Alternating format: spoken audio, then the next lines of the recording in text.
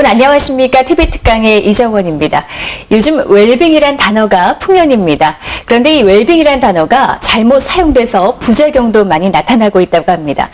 특히 음식에까지 웰빙이란 단어가 찾아와서 걱정이 이만저만이 아닌데요. 그래서 오늘 이 시간에는 웰빙 시대, 식탁 위의 진정한 웰빙은 어떤 것인지 함께 생각하는 시간 마련했습니다. 건강한 식탁 대표이신 서울여자대학교 이미숙 교수 모시고 좋은 말씀 듣겠습니다. 큰 박수로 모셔보겠습니다. 안녕하세요. 반갑습니다. 이미숙입니다. 오늘 이 시간에는 요즘 유행하고 있는 웰빙에 대해서 얘기를 한번 해보도록 하겠습니다. 사실 웰빙이라고 하면 많이 들어는 봤지만 그게 뭔지 정확하게들은 잘 모르고 계시는 분들 많고요. 오히려 잘못 알고 계신 분들 굉장히 많으신 것 같아요. 웰빙이라는 게 사실 먹는 거에만 국한된 게 아니라 생활 모든 전반에 다 걸쳐서 지금 유행이 되고 있죠. 그런데 웰빙 간단히 말하면 정말 건강하게 잘 사는 거잖아요. 건강하게 잘 사는 방법이 그런데 너무나 여러 가지죠, 사실. 그중에서 웰빙에서 강조하는 것은 여유로움. 그건 어떻게 보면 여태까지 우리가 너무나 바쁘게 살아왔기 때문에 그거에 대한 반작용이라고 볼 수가 있죠. 언제나 한 가지가 유행을 지나치게 하다 보면 거기에 대한 반작용으로 다른 것이 또 나오게 되는 거. 모든 이제 사회 현상이 마찬가지인데 이제 그 식생활 면에 있어서도 그동안의 패스트푸드화가 너무나 문제가 많았기 때문에 지금 이제 그걸 어떻게 좀 바꿔볼까 하는 방향으로 웰빙이 많이 진행이 되고 있는 것 같습니다. 그런데 사실 웰빙이 요즘에는 좀 잘못 변질되어 가지고 어떻게 되냐면 무조건 비싼 거, 웰빙 상품들 굉장히 비싸요. 그런데 그게 알고 보면 기존의 상품에 비해서 그다지 건강에 도움이 될 만한 성분이 뭐 많이 들어있느냐, 그런 것도 아닌 게 너무 많거든요. 그러니까 우리가 우리의 건강을 지금 그런 어떻게 보면 좀 얄팍한 상술에 넘어가는 그런 이제 건강을 담보로 그렇게 상술에 넘어가는 게 아닌가 하는 생각이 들어서 좀 안타까운 생각도 들고, 진정으로 우리가 건강하게 살려면 어떻게 먹는 게 좋은지 하나하나 얘기를 해보도록 하겠습니다. 이제 먼저 웰빙 상품의 그 문제점, 일단 가격이 비싸다는 거 하고 제대로 웰빙이 아니라는 거. 예를 들면 웰빙 햄버거 이런 거 많이 나오거든요. 웰빙 샌드위치 이런 것. 그럼 웰빙이라고 하면 식품에선 되게 어떤 것들 생각 많이 하시냐면 무농약, 유기농, 그 굉장히 가격도 비싼데 그걸 생각을 많이 하세요. 그렇다면 웰빙 햄버거라고 나온 것들은 그 안에 전부 다 무농약, 유기농 제품을 다 사용했을까요? 그렇게 기대들을 많이 하시죠. 그렇지만 실제로 그렇게 많이 그게 완전히 다 유기농으로 바뀌어 있는 건 아니에요. 그 안에 들어있는 야채를 유기농으로 바꿨다 했을 때 웰빙이라고 얘기를 합니다. 제조회사 측에서는. 그렇지만 내용을 알고 보면 100% 바뀐 게 아니거든요. 그러니까 햄버거라고 하면 그 햄버거가 갖고 있는 여러 가지 문제점들, 즉 지방이 너무 많다거나 열량이 너무 높다거나 또 야채가 비율 봤을 때 상대적으로 좀 적다거나 하는 여러 가지 문제점들은 전혀 개선이 되지 않은 상태에서 단지 거기에 들어가는 야채를 유기농으로 바꿨다는 것 때문에 웰빙 버거가 되는 거고, 그리고 가격은 1.5배에서 2배까지 받죠. 근데 지금 웰빙이 이렇게까지 이거 너무 심한 거 아닌가 싶을 정도로 유행을 하고 있는데, 그 이유는 물론 건강에 대한 관심들 굉장히 많으신 거 하나 하고, 그만큼 우리 소비자들이 이제 구매력이 생겼다는 거예요. 비싸게 받아도 원래는 1,000원짜리인데 이거는 웰빙이야, 건강이 굉장히 좋아요 하면서 2,000원을 받으면 아 그래? 그럼 건강을 위해서 한번 투자를 해볼까? 할 만큼 그렇게 건강에 관심과 건강에 투자할 수 있는 경제력들이 많이 생기셔서 그것 때문에 이제 웰빙 상품들이 너무너무 날개 돋친 듯이 많이 팔리고 있죠. 하지만 우리가 건강하게 살기 위해서 더 신경 써야 될 부분들은 유기농 야채를 먹고 요가를 하고 명상을 하고 그런 것보다는 오히려 균형 잡힌 식생활을 하는 것이 훨씬 더 건강에는 도움이 될 수 있다는 얘기예요. 그래서 패스트푸드의 문제점을 먼저 얘기를 해드리면 지방이 많다는 것이 굉장히 문제라고 얘기를 했고요. 그리고 다른 영양소, 특히나 여러 가지 비타민들이 적은 것이 굉장히 문제거든요. 그게 야채 함량이 적기 때문에. 그러니까 햄버거가 나쁜 게 아니에요, 사실. 그런데 햄버거를 먹으면서 함께 야채를 먹으면 되는데 야채를 거의 먹지 않죠. 그 안에 들어있는 약간의 토마토 한 조각, 예, 그렇죠. 양상추 한 장, 이 정도에서 끝나는 거지 그 이상 안 드시거든요. 그러니까 햄버거를 드시더라도 함께 야채 샐러드를 드시면 분명히 그건 균형 잡힌 식생활이 될 수 있어요. 근데 무조건 햄버거는 정크푸드, 쓰레기 같은 음식이다. 이렇게 또 매도할 것만은 안 되는데 그런 것들을 하도 먹어서 이제 문제가 되는 것이 뭐냐 하면 비만이죠. 성인병이라고 알려진 것들을 애들이 다 걸려요. 그 참 이상하죠. 성인병인데 왜 애들이 걸리겠어요? 그게 바로 식생활 문제라는 거죠. 근데 우리는 참 다행인 게 지금 아직 우리나라는 미국 사람들만큼 그 사람들이 가지고 있는 그런 비만, 아주 심각한 비만 문제를 가지고 있는데 우리 사회는 아직 그 정도까지 안 갔어요. 참 다행스러운 게 우리는 그게 왜 그렇게 됐는지 이미 원인을 알고 있잖아요. 그러니까 그렇게 안 가야죠. 아는데 그대로 따라하면 바보잖아요. 우리는 이미 보았기 때문에 그렇게 패스트푸드를 많이 먹는 것이 건강에 어떠한 영향을 미치는지를 미국의 예를 통해서 이미 봤기 때문에 우리나라 사람들은 그걸 그대로 따라가지 않고 우리는 저렇게 하면 안 되겠다. 타산지석으로 삼으셔야 되거든요. 그런데 그때 이제 문제가 되는 게 뭐냐 하면 요즘처럼 웰빙이라는 이름으로 조금씩 바꾸는 거예요. 근데 거기에 너무 혹해서 넘어가시면 안 되는 게 과일 주스도 보면은 천연 과즙이 들어있다고 하면서 가격을 굉장히 비싸게 받아요. 근데 천연 과즙이 실제로 10%도 안 들어있거든요. 비농축 과즙 같은 경우 한 10% 미만이에요. 또 식이섬유소가 굉장히 많이 들어있어서 건강에 도움이 된다면서 호밀빵을 또 많이 팔더라고요. 요즘에 유행이죠. 그런데 실제로 호밀의 함량은 아무리 높은 것도 제가 여러 가지를 봤는데 높아봤자 10%를 안 넘어요. 그런데 써있기는 호밀빵이고 써있기는 천연 과즙, 비농축액 과일 주스 이렇게 써있다고요. 그러니까 그런 그 가공식품의 한계가 있어요. 그걸 집에서 해먹는 거랑 똑같겠지라고 생각하고 드시면 절대로 안 되거든요.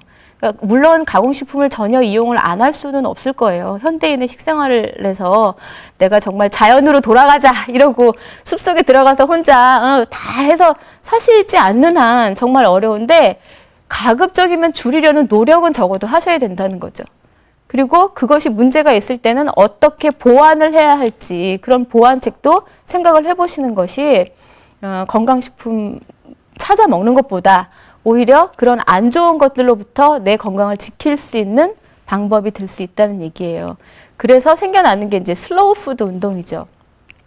슬로우 푸드 운동은 패스트푸드에 반대하는 거 이렇게 생각들을 많이 하시는데 사실 그렇게 봐도 크게 다른 거는 아니지만 결국 더 큰 의미에서 보면 전통 음식을 살리자는 얘기예요.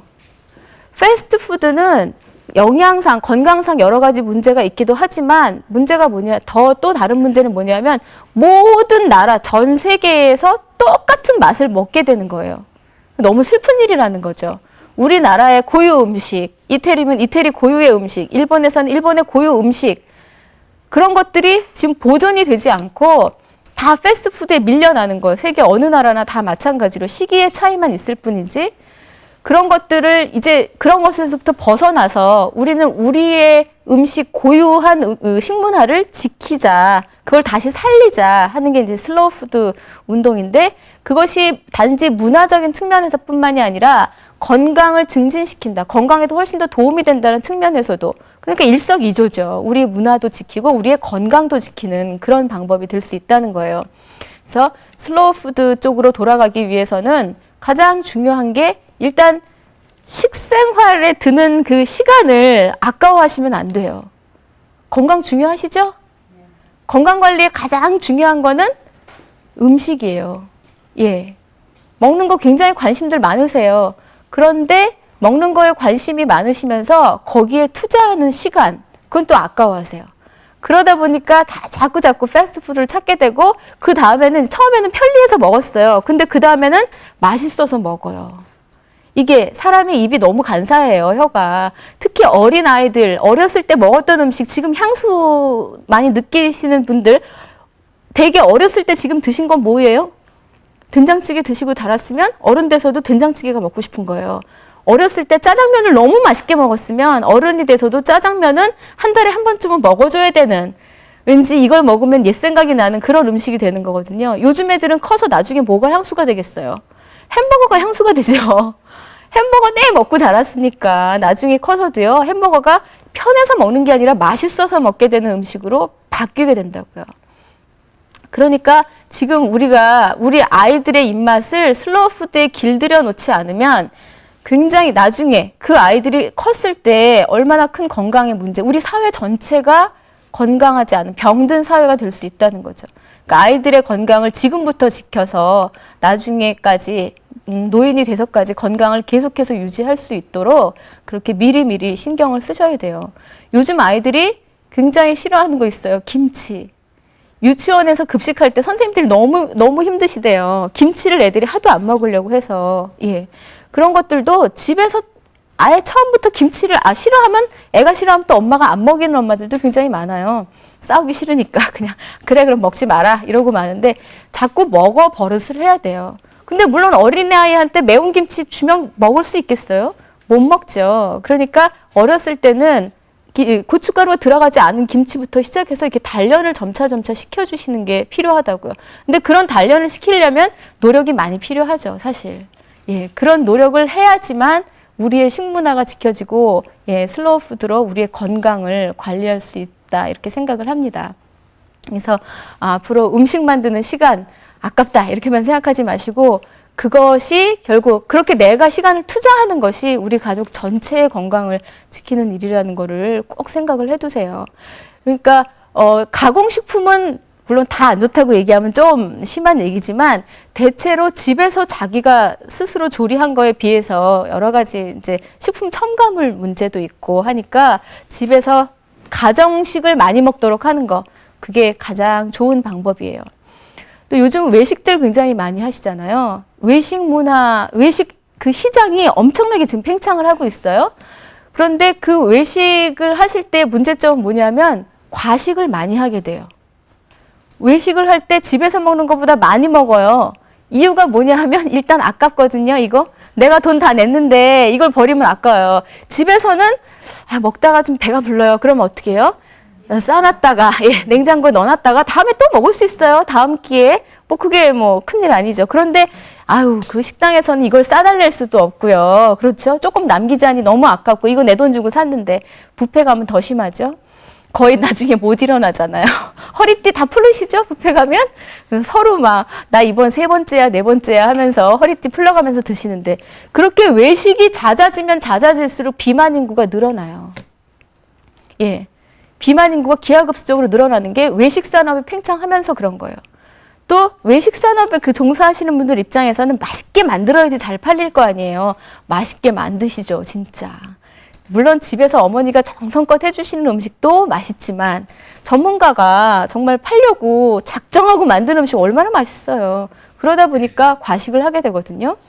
그러니까 그런 것들, 외식이나 가공식품이나 패스트푸드의 이용을 조금은 좀, 이게 아주 좋은 것만은 아니다, 조금 줄이자라는 생각을 많이 하시고, 그런 쪽으로 좀 노력을 좀 하셔야지, 무조건 안 된다 이렇게 생각하면 사실 그게 실천하기가 어려워요. 예, 그런데 점차 줄여 가야 된다, 그런 노력은 좀 하셨으면 좋겠습니다.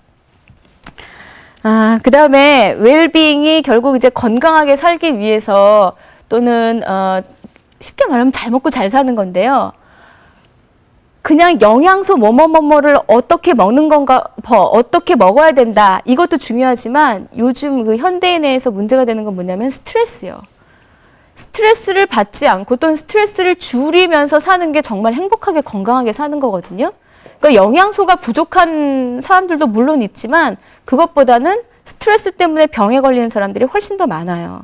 그래서 식생활을 통해서 스트레스를 어떻게 관리할 것인가, 그 부분을 좀 말씀을 드리겠습니다. 스트레스를 줄이기 위해서 가장 먼저 하셔야 될 거, 진짜 기본이 있어요. 뭐든지 왜 기본이 제일 중요하다고 하죠. 집을 짓는데도 기초공사가 제일 중요하고요. 공부를 내가 어느 날 갑자기 정신이 들어서 공부를 하려고 그러면 기초가 없는 애들은 공부가 안 돼요. 그렇죠? 식생활도 마찬가지인데 정말 기본이 중요하거든요. 스트레스를 줄이려면 하루 3끼를 시간 맞춰서 양을 일정하게 해서 드세요. 너무 쉬울 것 같죠? 안 쉬워요. 너무 힘들어요. 그렇게 3끼 드시는 거 진짜 힘들어요. 하루에 3끼를 시간 맞춰서 그리고 양을 일정하게 과식도 안 되고 너무 적게 먹는 것도 안 되고 평소 먹는 자기 양이 있어요. 그 양만큼 해서 드셔야 되는데 그렇게 해야 되는 이유가 뭐냐면 혈당을 일정하게 유지를 해야 돼요. 혈당이 일정하게 유지가 되면 사람이 스트레스를 덜 받아요. 짜증이 안 나요. 배고프면 짜증 나시죠? 배고프면 짜증나요, 진짜. 그러니까 배고플 때 누가 옆에서 건드리면 안 돼요. 물론 사람에 따라서 어떤 사람은 진짜 짜증나는 사람이 있고 어떤 사람은 좀 안 그런 사람이 있지만 대체로 배고프면 짜증이 나요. 그게 혈당이 낮아져서 그래요. 그러니까 그렇게 안 되도록 하셔야 돼요. 또 너무 배불러도 짜증나요. 그렇죠? 배부르면 사실 기분 좋아야 돼요. 만복감이라고 하죠. 굉장히 배부르다, 좋다. 여기까지만 드셔야 되는데 그게 아니라 진짜 너무 많이 먹었어. 배 막 거의 터지려고. 예, 포만감을 넘어서 진짜 짜증이 나요. 그러니까 일정한 자기 식사량에 맞는 식사를 하시는 게 굉장히 중요해요. 식사량 조절하기가 힘들다고 많이들 하세요. 먹다 보면 많이 먹어지게 되고 막 그런다고. 그러신 분들은요, 1인분씩 덜어 드세요. 지금 우리나라 이 상차림이 그냥 우리가 먹는 거죠. 내가 먹는 게 아니라 같이 먹잖아요. 그럼 내가 얼마나 먹었는지 잘 모르시거든요. 특히 뭐 이렇게 전골이라든지 같이 이렇게 왕창 놓고 먹는 그런 요리들 자기가 얼만큼 먹었는지 잘 몰라요. 그 조절 잘 안 되시는 분들은 따로 1인분씩 덜어서 드세요. 위생적으로도 물론 좋고요. 양을 조절을 할 수 있어요. 자기가 눈으로 보니까 나 이만큼 먹었구나. 이거 한 대접 먹었구나. 그럼 그만 먹어야지 하게 된다고요. 또 우리나라 사람들이 밥을 좀 빨리 먹어요. 밥을 빨리 드시는 분들이 식사량이 많을 수밖에 없는 게요. 배가 부르다 하는 걸 느끼는 게 일단 혈당이 올라가게 되면은 배부르다 이제 그만 먹어라 이런 사인이 와요. 근데 밥을 빨리 드시면 혈당이 증가를 그때까지 안 하는 상태에서 아직 이제 배가 왠지 허전한 것 같아서 막 또 드세요. 근데 위는 빵빵해져 있어요. 그렇지만 뭔가 채워지지 않는 허전함이 남아 있거든요. 그게 바로 혈당이 빨리 증가하지 않아서 그래요. 근데 충분히 씹어서 드시면 입 안에서 소화가 일단 시작이 되면서 혈당이 적당히 증가해서 이제 배부르구나 그만 먹어야지 해요. 근데 두 번씩 꿀꺽 삼키시고 그냥 입에서 맛도 음미도 못 하세요. 그냥 삼키세요. 무조건 집어넣는 수준으로 드시게 되면 혈당이 적당히 그 식사 시간 중에 혈당이 증가하지가 않기 때문에 단지 위만 빵빵해지지 기분 좋은 포만감, 만복감은 느낄 수가 없거든요. 그러니까 식사를 천천히 하시면서 예전에는 밥 먹으면서 얘기하면 혼났잖아요. 원래 우리나라 전통 식생활 그 예법에서는 요즘에는 아니죠. 식사 시간이 온 가족이 함께 만날 수 있는 거의 유일한 시간이에요. 너무나 바쁘게 살다 보니까 그 시간을 충분히 활용하세요. 말씀도 천천히 하시면서 충분히 씹으시면서 그렇게 하게 되면 훨씬 더 스트레스를 덜 받을 수가 있어요. 아주 쉽게 생각이 되는 기본인데 기본이 지켜지기가 굉장히 어렵습니다. 정말 하루에 3끼 먹고 아무리 맛있는 게 있어도 과식 안 하고 그러기가 쉬운 게 아니에요. 그렇죠?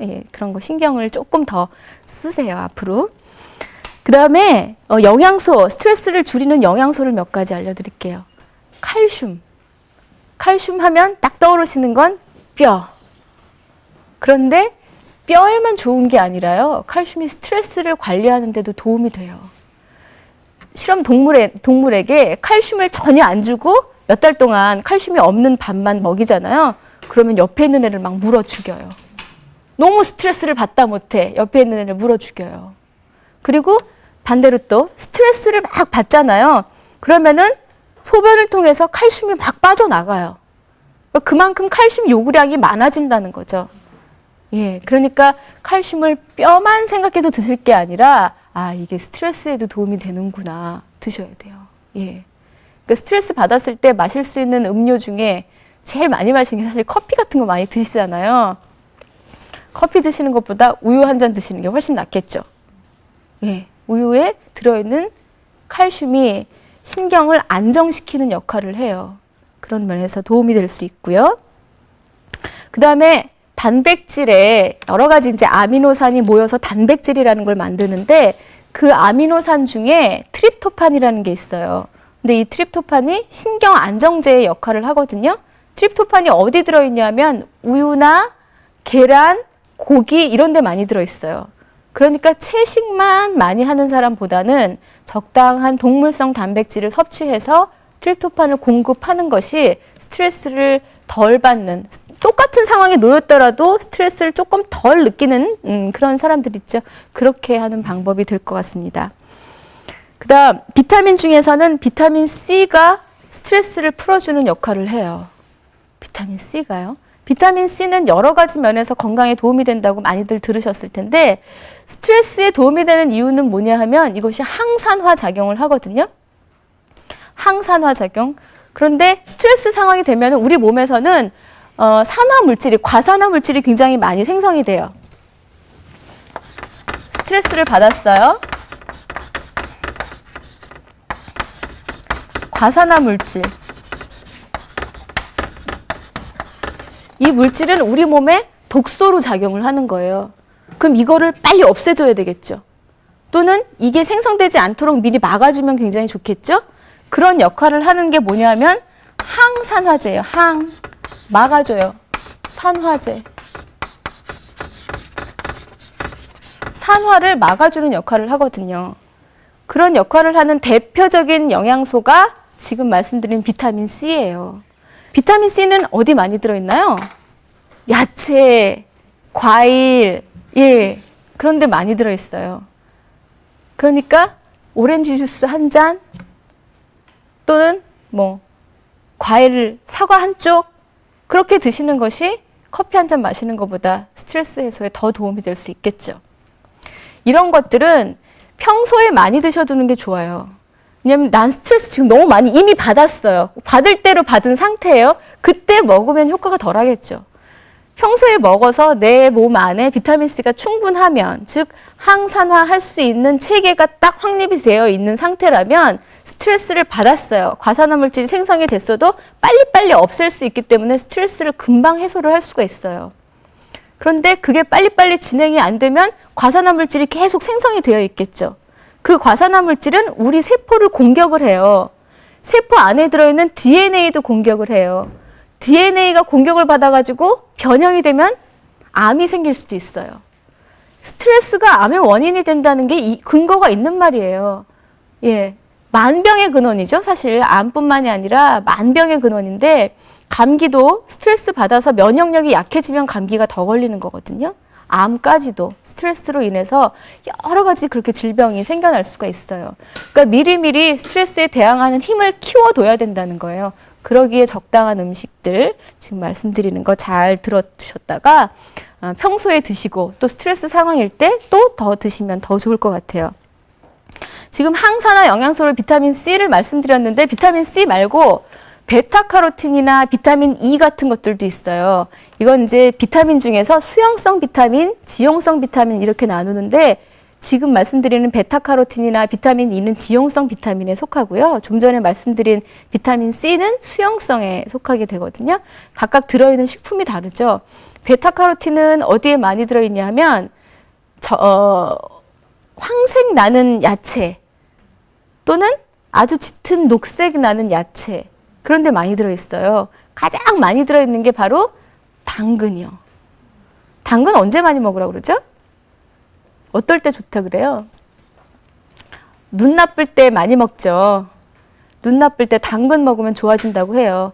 이유는 뭐냐면 당근 안에 들어있는 베타카로틴이 우리 몸 안에 들어가면 딱 두 분자로 이렇게 두 개로 쪼개지면서 이게 비타민 A가 돼요.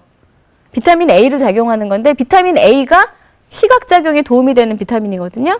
그러니까 베타카로틴은 엄밀히 말하면 이제 비타민 A의 전구체 이렇게 얘기를 하죠. 예, 그래서 비타민 A가 될 수 있는, 비타민 A의 기능을 가질 수 있는 물질인데 그렇게 비타민 A로서의 기능만 있는 게 아니라 항산화 역할도 하는 거거든요. 그러니까 비타민 C와 마찬가지로 뭐 암 예방도 할 수 있고 여러 가지 질병에 도움이 되겠죠. 그런데 베타카로틴은 문제가 뭐냐면 너무 많이 먹게 되면 손바닥이 노래져요. 얼굴도 노래져요. 그런 경험 있으세요? 특히 예전에 귤 애들 겨울빵 내내 왜 끼고 먹잖아요. 그때는 이제 또 겨울에 귤밖에 없었어요. 과일이라고는. 요즘에 뭐 별거 다 나오죠. 제철 과일 이런 거 없잖아요, 요즘. 귤을 한 박스씩 갖다 놓고 이제 막 만화책 봐가며 겨울빵 내내 먹고 나면 이렇게 계약해서 오는 애들 보면은 몇 명은, 한 반에 몇 명은 얼굴이 노래 갖고 와요. 예. 그게 왜 그러냐 하면 베타카로틴 과잉증이에요. 예. 독성이, 일종의 독성이에요. 너무 많이 먹어서. 근데 그나마 다행인 게 뭐냐면 이제 봄 돼서 귤 뚝 떨어지잖아요. 더 이상 안 나오잖아요. 안 먹으면 없어져요. 독성은 독성이지만 좀 약한 독성이라서 아주 심각하게 이거 먹으면 어떻게 되는 게 아니라 피부에 그 색소 침착이 일부 일어났다가 금방 없어지거든요. 섭취를 중단하면. 그런 것들이 있기 때문에 혹시라도 당근 주스 몸에 좋다는 얘기 듣고 집에서 많이들 드시거든요. 드시다가 하루에요. 가장 좋은 안전한 양은 하루에 당근 반 개 정도. 그 당근만 드시면 사실 맛도 없잖아요. 당근하고 뭐 사과 같은 거 함께 섞어서 드시는 것도 괜찮고요. 예. 그 뭐 어떤 야채랑 어떤 야채를 섞어 먹어야 좋냐는 말씀들도 참 많이 하시는데 딱히 이거랑 이게 딱 맞고 뭐 이거는 안 되고 그러는 건 아니고요. 섞어서 드시는 게 좋아요. 근데 지금 이렇게 말씀드리면 또 걱정하시는 분 계세요. 당근 안에는 비타민 C를 파괴하는 효소가 있다던데? 네, 뭔가 좀 알고 계신 거예요. 예, 굉장히 많이 들어보신 분이에요. 그런데 오이도 그렇고요. 실제로 실험을 해봤어요. 당근 안에 들어있는 비타민 C 분해 효소가 과연 얼마나 활성이 있는지, 얼마나 활성이 있냐는 얘기는 얼마나 효과적이냐는 얘기죠. 그래서 당근을 제일 걱정하시는 게 녹즙이랑 같이 다른 것들이랑 야채랑 갈았을 때 갈아 먹어도 될까요? 이렇게 걱정들을 많이 하시거든요. 갈아가지고 비타민 C가 얼마나 파괴되는지를 봤거든요. 냉장고에 보관해가지고 한 12시간을 뒀는데도 70% 정도의 비타민 C가 그대로 남아있었어요. 이 얘기는 뭐냐 하면 비타민 C를 파괴하는 효과가 분명히 있기는 있지만 그 작용이 그렇게 심한 건 아니라는 거예요. 아주 작용이 활발하게 일어나는 건 아니에요. 그러니까 녹즙을 드실 때도 같이 갈았는데 갈아가지고 한참 뒀다 드시나요? 그렇게 하면 안 돼요. 예, 바로 드셔야 되거든요. 바로 드시면 당근과 다른 야채를 섞었더라도 아무런 작용, 뭐 비타민 C 파괴 효과 같은 건 없어요. 그러니까 같이 갈아 드셔도 무방하죠. 그러면 우리 위에 들어갔을 때도 얘가 작용을 하는 거 아닌가? 이렇게 생각하실 수도 있겠죠? 위 안에는 위산 때문에 산도가 굉장히 높아요. pH가 아주 낮은 상태를 유지를 하고 있는데 그 상태에서는 효소가 작용을 잘 못해요. 그 정도의 산도에서는. 그렇기 때문에 그냥 이걸 함께 갈아서 실온에 오랫동안 방치하지만 않는다면 함께 갈아 드셔도 무방해요. 그런데 너무 많이 드시지는 말고, 그러니까 하루에, 제가 알기로는 하루에 이제 좀 당근 좀 큰 거 있잖아요. 그거를 하나씩 매일 갈아 드신 분이 한 3개월 지나니까 손바닥부터 약간씩 노래지는 증세가 나타나서, 예, 그런 얘기를 하셔서 그러면 그거를 이제 좀 줄이시라고 일단 끊으시고 증세가 사라진 다음에 약간씩 다시 드시라고 얘기를 했는데, 예, 그런 증세가 나타나지 않도록 하시려면 양을 좀 줄이시는 게 좋죠. 다른 야채를 함께 섞어서 드시는 게 좋고, 한 가지 야채만 고집하시는 게 굉장히 안 좋은 게 각각의 야채라고는 해도 각각의 야채마다 특성이 있어요. 성분들이 다 다르거든요. 그걸 서로 보완해서 드시는 거예요. 그러니까 하루에 30가지의 식품을 먹어야 된다 이런 얘기가 완전한 식품이 없기 때문에 이것저것 골고루 먹어야 된다는 얘기고, 왜 그런 얘기 들어보셨어요? 무지개색 건강법. 예. 골고루 여러 가지 무지개색, 빨주노초, 파남보 그 여러 가지 색깔이 합혀져서 아름다운 무지개가 되는 것처럼 여러 가지 색깔의 음식들을 함께 섞어서 먹어야지 건강에 도움이 된다는 거예요. 야채도 당근만 좋다고 해서 당근만 많이 드시는 게 아니라 당근도 드시고 시금치도 드시고 케일도 드시고 여러 가지 섞어서 드시면 훨씬 더 다양한 영양소를 섭취를 하실 수가 있죠. 장단점을 서로 보완해야 되는 거기 때문에요. 그런 걸 생각을 하시고, 그 다음에 비타민 E는 굉장히 많이들 드세요. 드시는 것뿐만이 아니라 또 바르세요. 특히 어머니들 많이 바르시죠? 뭐 때문에 바르냐 하면 주름을 없앤다고 비타민 E 굉장히 많이들 바르세요. 비타민 A도 많이 바르세요. 요즘 화장품 중에 보면은 비타민 A나 E 들어있는 게 굉장히 많은데, 예, 그게 산화를 억제하기 때문에 이 과산화물 생성이라는 게 아까 세포를 공격한다고 말씀드렸는데 상피세포, 피부세포를 공격하게 되면 피부가 죽는 거예요. 쭈글쭈글해져요. 그냥 늙는 거잖아요. 주름 생기지 말라고 비타민 E를 많이들 드시기도 하고 바르기도 하고 하십니다. 근데 약으로 그렇게 드실 필요 없고요. 맛있게 드시면 더 좋겠죠. 맛있게 드시려면 비타민 E가 많이 들어있는 식품, 땅콩, 잣, 호두 이런 걸 견과류라고 하죠. 견과류 안에 굉장히 많이 들어있어요. 또 우리가 일반적으로 많이 먹는 식용유들 안에도 굉장히 많이 들어있어요. 옥수수 기름 같은 거, 참기름 같은 거에도 많이 들어있고. 그러니까 그런 식물성 기름 안에는 비타민 E가 굉장히 많이 들어있기 때문에 많이 드시면 좋은데, 그렇다고 식물성 기름이 좋다 그랬으니까 하루에 한 스푼씩 약처럼 그렇게 드실 필요는 없다는 거예요. 그렇게 드시지 말고 양념 조리하실 때 식물성 기름을 일정량 이용하시고 또 견과류를 통해서 공급을 받으시는 것이 굉장히 좋아요. 견과류 드실 때 그런데 주의하실 점이 있으세요. 얼마 전에도 보도가 됐던데 땅콩에 간암을 유발하는 물질이 들어있더라. 중국산 수입 땅콩에서 그런 얘기가 나왔었어요. 예. 예, 땅콩을 잘못 보관하면, 땅콩뿐만이 아니라 견과류를 잘못 보관하게 되면 거기서 곰팡이가 피게 되는데 그것이 안 좋은 독소를 내거든요. 아플라톡신이라는 독소를 내게 되는데 그게 바로 간암을 유발을 할 수 있어요. 오래 장기간 섭취를 하시게 되면, 물론 땅콩 몇 알 먹었다고 뭐 지금 당장 간암 걸리는 건 아니겠지만요. 그러니까 그런 발암물질 섭취를 줄이기 위해서는 견과류를 드실 때 굉장히 보관에 신경을 많이 쓰셔야 돼요. 보관에 신경 많이 쓰시고 아주 코가 예민하셔야 돼요. 딱 드셨는데 처음에 냄새를 맡았는데 원래 그 땅콩에 고소한 맛이 나야 되는데 오래된 땅콩은 어때요? 예, 그 이상한 기름 오래된 냄새가 납니다. 그렇죠? 그게 견과류 안에 기름이 굉장히 많이 들어있거든요. 근데 그 기름이 불포화 지방산으로 많이 되어 있기 때문에 실온에서 보관을 하게 되면 이게 산패가 되게 돼요. 그래서 그런 냄새가 나거든요. 그런 냄새가 나는 것들은 발암물질이 있을 가능성이 굉장히 높으니까 아주 신선한 냄새가 나는 것들만, 땅콩 같은 거, 뭐 호두, 잣 드실 때 골라서 드셔야 되고요. 그래서 오랫동안 보관을 하시려면, 그런 목적이라면 껍질이 다 있는 걸 사셔야 돼요.